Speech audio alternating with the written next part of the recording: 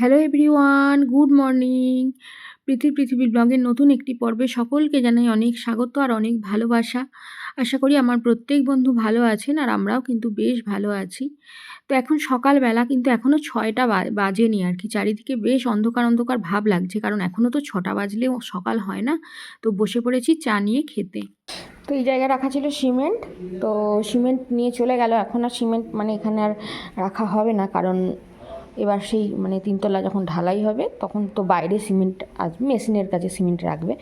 তো সেই কারণে নিয়ে চলে গেল। একদম পুরো পরিষ্কার করে একদম মোছামুছি করে নিই। সিমেন্টের পর্বটা এখন আপাতত মিটলো আর কি বারান্দায়।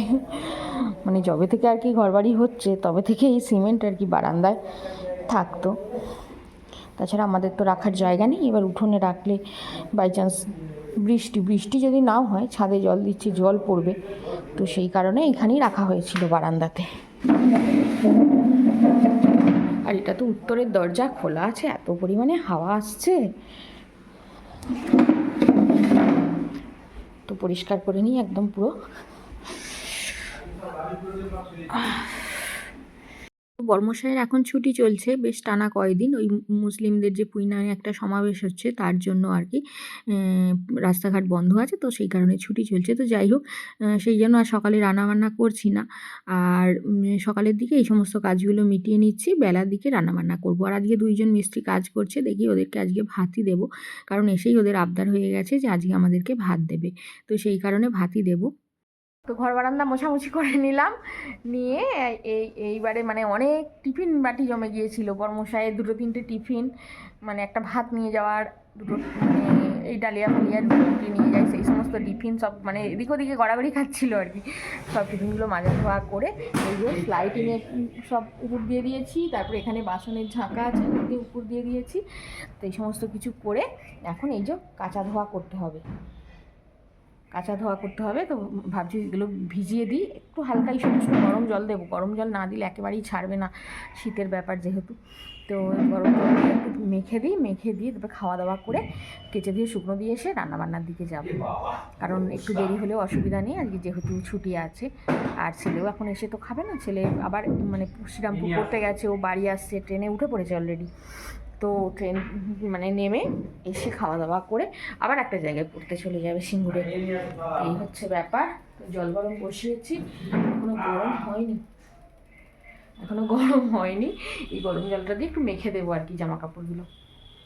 এখানে রান্নার জলও তুলে নিয়েছি 1 বালতি। এই সমস্ত হচ্ছে। এখন সকালের জলখাবারটা খেয়ে নিই, কারণ বাসি জিনিসপত্রগুলো আছে সেগুলো নষ্ট করা তো যাবে না। তো বর্মশাই আর আমি দুজনে মিলে খেয়ে নেবো আর কি। না হলে বর্মশাই সকালের দিকে ছাতু খায়, আজকে আছে যেহেতু বললাম খেয়ে নাও, বাসি জিনিস দিয়েই কাজ মিটিয়ে নাও। 4টে, আর এইমাত্র স্নান দান করে এইমাত্র উঠলাম আর কি। মিস্ত্রি ভাইদের ভাত দিলাম, 2জন কাজ করছিল। তো ওদের গাঁথাইয়ের কাজ কমপ্লিট হয়ে গেল। এবার 3-4 দিন কাজ বন্ধ থাকবে, তো তারপর আর কি উপরটা ঢালাই করবে। তো এখন আর কি এখন কাজ নেই, সকালের দিকে হয়ে গেছে যা গাঁথনি করার কাজ। তো এখন সেই কারণে আর কি ওরা ঘরগুলো পরিষ্কার করছে, ওই সব রাবিশ টাবিশ নামাচ্ছে। আর এখানে বাবা দিয়ে গেছে অনেক সবজি, একটু ব্যাক ক্যামেরায় দেখাই। এই যে বাবা দিয়ে গেছেন অনেক সবজি, পাকা টমেটো, কাঁচা টমেটো, বাঁধাকপি, ফুলকপি, পালং শাক, শিম, পেঁয়াজকলি, বেগুন। এক সবজি আমার তো ফুরায়নি এখনো পর্যন্ত, সে তারপরে আবার সবজি চলে এলো। আর তুমি 14 বার ধপাস ধপাস করে উঠছো, নামছো কেন? এই তো বলছো আমার শরীর ভালো না।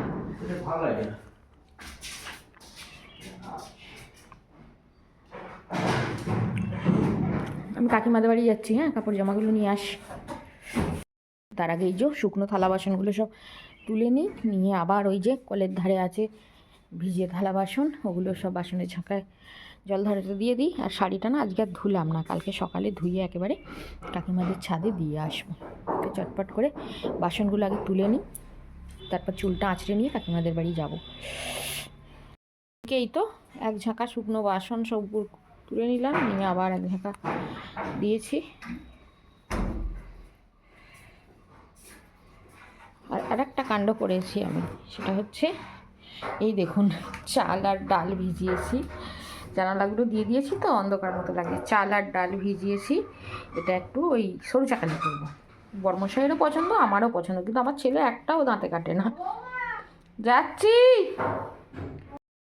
তো, এখন যাচ্ছি কাকিমাদের বাড়ি। কাকিমা ডাকাডাকি শুরু করে দিয়েছে, কারণ অলরেডি 4:10-15 হয়ে গেছে। কাপড় জামাগুলো শুকিয়ে গিয়ে আবার শিশুতে ভিজে যাচ্ছে, এরকম অবস্থা। তো ভিজেই থাকবে, কারণ মোটামুটি সোয়েটার টোয়েটার দিয়েছিলাম।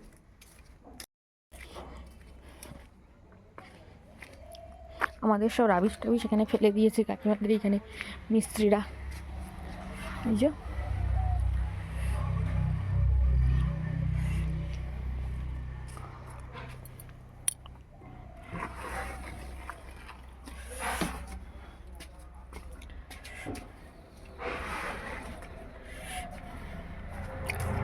এই যে ভদ্রমহিলা কি হচ্ছে ও বাবা, উনুন করে এখন কাঠ ফাট ফেলে কি করে যে আবার ভাত রাঁধবে না কি এখন? ও বাবা, তবে তাড়াতাড়ি করুন আপনি। তো এই যে কাকিমাদের বাড়িতে কাপড় জামাগুলো শুকনো দিই, এই কাকিমারা কিন্তু আমাদের নিজেদের কেউ নন। তো ওনারা ওদিক থেকে উঠে এসেছেন। এনারাও পাল, আমাদেরই জ্ঞাতি, তবে আমাদের অনেক দূর সম্পর্কের জ্ঞাতি। তো আমাদের কাছাকাছি জ্ঞাতি কেউ নয়। তো ওনাদের বাড়ি ছিল ওই পাড়ার শেষের দিকে। তো ওনারা উঠে এসেছেন এইখানে আর কি, ওনাদের জায়গায়। তো যাই হোক, এখানেই আর কি আমি জামা কাপড়গুলো শুকনো দিই। তারপরে কাকিমাদের জমিতেই আর কি, মানে কাকিমাদের বাড়ির সামনে আর কি আমাদের ওই ঢালাই মেশিন বসিয়ে ঢালাই করানো হলো। তবে আবার একবার বসবে মেশিন, সেটা ওই কাকিমাদের বাড়ির সামনেই বসবে। আর আমাদের বাড়িটা একটু আপনাদের দেখাই। তো দোতলাটা তো হয়ে গেছে, কিন্তু তিনতলাটা এখনও ঢালাই হয়নি। তো ওটা গাঁথনির কাজটা আজকে শেষ হলো। তো এবার 2-3 দিন পরে থাকবে। মিস্ত্রিরা বলছে যে কাঁচা গাঁথনিতে সেন্টারিং করা যাবে না, শীতকাল যেহেতু শুকাচ্ছে না। তো সেই জন্য এখন 2-4 দিন পরে থাকবে, তারপর আর কি সেন্টারিং হবে, তারপর ঢালাই হবে। এখনও বেশ কয়েকদিন দেরি আছে। আর আমাদের উঠানটা, কলতলাটা দেখুন, কাকিমাদের ছাদ থেকে আর কি দেখা যায়।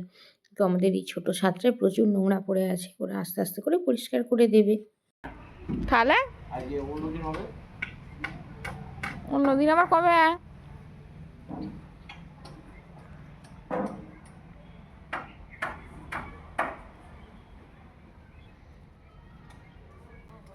বুঝো, একতাল কাপড় জামা শুকায়নি কিছু, সব মেলতে হবে আপনার ঘরের মধ্যে নিয়ে গিয়ে।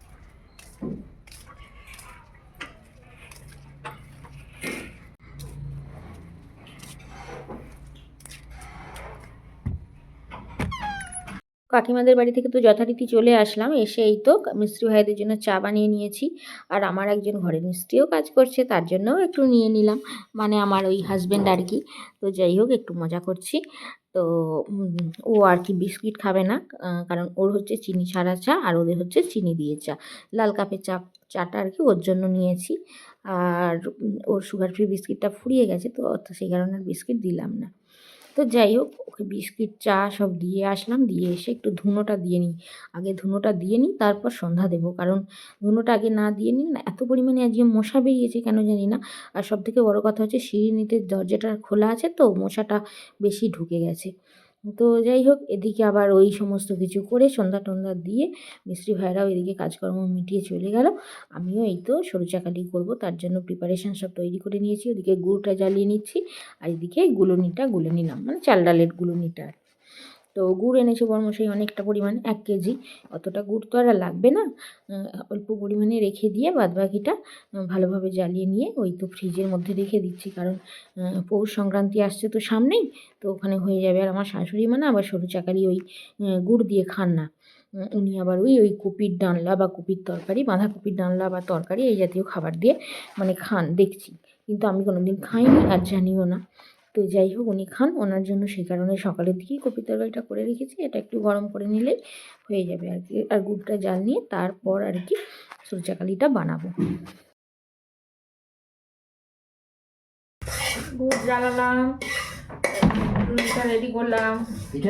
গুলুনিটা ওই যে গুলুনিটাতেই তো সরু চাকালি হবে। ও তুমি কি বসবে? আমি বসবো, তুমি তাহলে সরু চাকালি করবে নাকি? বস্তা করে দেবো দাও নাকি লাগবে না? আরে দেন, লাগবে।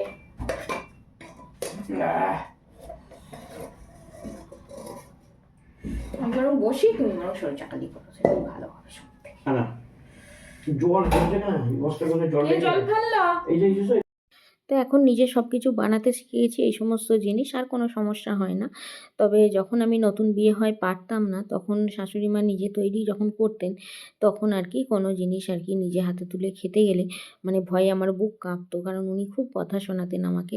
তো এই সমস্ত জিনিস তৈরি করতে পারতাম না বলে। তো যাই হোক, এখন করতে শিখে গেছি, এখন আর আমার কোনো সমস্যা নেই। এই তো এর মধ্যে আছে সরু চাকালি।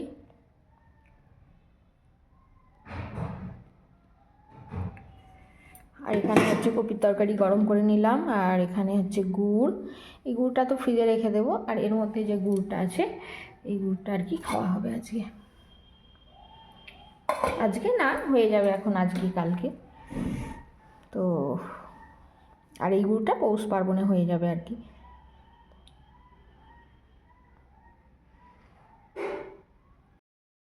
তো খাবার দাবার রেডি হয়ে গেছে, তো দেখালামই তো, খাওয়া দাওয়া করবো এবার। তো চলুন আজকের পর্ব এখানেই শেষ করছি। আপনারা সবাই খুব ভালো থাকবেন, সুস্থ থাকবেন, অলওয়েজ হ্যাপি থাকবেন। আর আমার ভিডিও যদি ভালো লেগে থাকে তাহলে অবশ্যই লাইক দিয়ে আমার চ্যানেলটা সাবস্ক্রাইব করবেন, আমার বন্ধু হবেন। আজকের মতো আসছি, নমস্কার, গুড নাইট।